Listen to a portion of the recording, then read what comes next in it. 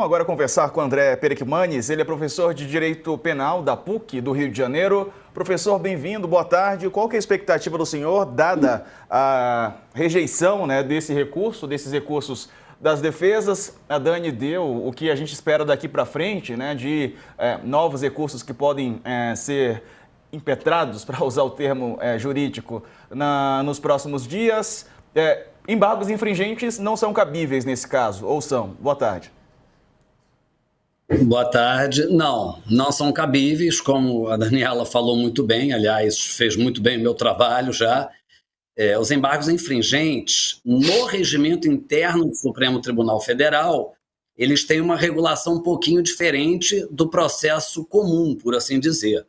Porque nos processos comuns, se você tiver um voto a favor da defesa, um voto vencido sobre qualquer que seja o tema suscitado pela defesa, você tem direito a esse recurso. Mas o Supremo Tribunal Federal tem um posicionamento diferente com base no regimento interno dele. Então, eles exigem que sejam 2 votos pela absolvição ainda. E não foi o caso aqui, então embargos infringentes não são cabíveis. E os embargos de declaração, também, como colocado muito bem pela Daniela, são um recurso que tem o objetivo apenas de esclarecer alguma dúvida, alguma obscuridade que exista na decisão, algo que não tenha ficado muito claro, algo que seja um pouco contraditório, então o recurso é feito. Por isso que ficar fazendo um recurso de embargo de declaração atrás do outro é visto pela jurisprudência, com razão, claro, como uma medida meramente protelatória, procrastinatória, e que não pode jamais ser admitida. Doutor André, boa tarde, obrigado aqui pela presença. A gente estava falando, inclusive, sobre os desdobramentos com relação ao cumprimento da decisão, o que pode acontecer com os envolvidos. Há uma chance do presidente Bolsonaro, como a gente estava comentando, ou ir para a Papuda, ou ir para a carceragem da Polícia Federal. Queria que o senhor comentasse um pouco sobre isso, mas também sobre os outros réus, porque a gente tem, entre os outros réus, a gente tem generais, tem o Augusto Heleno, tem o Paulo Sérgio, tem o Braga Neto, tem o Almirante, que é o Almirante Garnier. Esses nomes provavelmente vão ficar em quartéis, em unidades militares?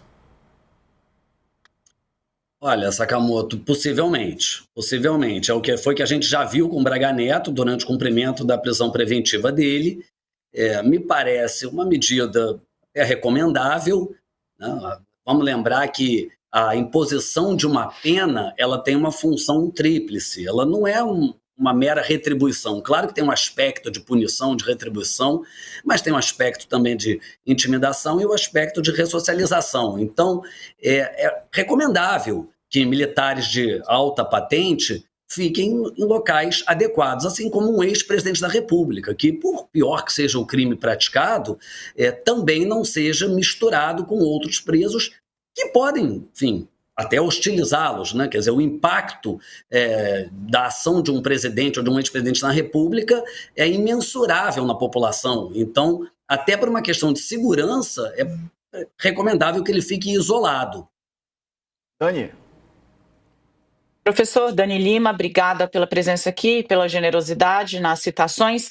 Eu queria tratar um pouquinho dos aspectos agora práticos, porque o que isso sinaliza para os demais, A gente ainda tem 2 núcleos para serem julgados, um também já teve julgamento concluso, está na fase da apresentação dos recursos. Me parece que, com a ausência de Luiz Fux, está formado um entendimento muito claro e unitário, na primeira turma. Não vejo notícia alvissareira para os que já foram julgados e estão agora entrando na fase de recurso e para os que ainda serão submetidos a julgamento. A ministra Carmen Lúcia várias vezes, disse que todos acompanharam ali com muita clareza e têm a dimensão exata de como se deu essa trama golpista, até por ser um processo que está sendo analisado em fatias, mas os fatos serem os mesmos, a cada vez me parece mais difícil que as defesas consigam apontar elementos ali que mudem o destino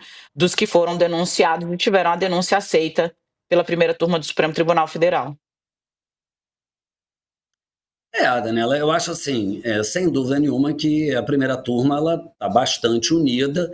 O ministro Luiz Fux, todo mundo sabe, assumiu um posicionamento bastante divergente, mas que de qualquer maneira também não trouxe qualquer impacto jurídico, porque não deu margem, evidentemente, à oposição de embargos infringentes, não justificou nenhuma modificação concreta, né? Me parece que o voto dele serviu muito mais como alimento de narrativa política, evidentemente, dos seguidores do ex-presidente Jair Bolsonaro, do que qualquer outra coisa. Até porque, do ponto de vista jurídico, o voto dele tinha problemas muito sérios, né, que já foram analisados aí, evidentemente, por todos nós.